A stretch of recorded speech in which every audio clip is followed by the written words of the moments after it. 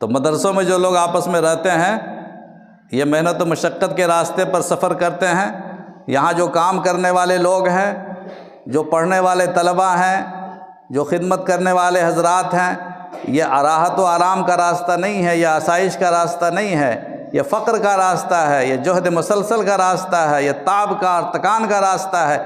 اس راستے میں جو لوگ بھی ہیں ان کو آپس میں کیسا رشتہ رکھنا چاہیے؟ رقیبانہ کہ رفیقانہ؟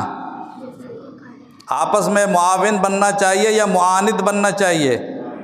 ایک دوسرے کو دھکا دے کے گرا دینے کا ماحول بننا چاہیے یا ایک دوسرے کو سہارا دے کر آگے بڑھنے کا ماحول بننا چاہیے؟ یہ زندگی ایک دوسرے کا تعاون کی ہے۔ تعاونوا علی البر والتقوی ولا تعاونوا علی الاثم والعدوان، گناہوں میں اور ظلم پر تعاون نہ کرو بلکہ نیکی اور تقوی میں تعاون کرو۔ یہ راستہ چونکہ تقوی کا ہے، مدرسوں میں خدمت کرنے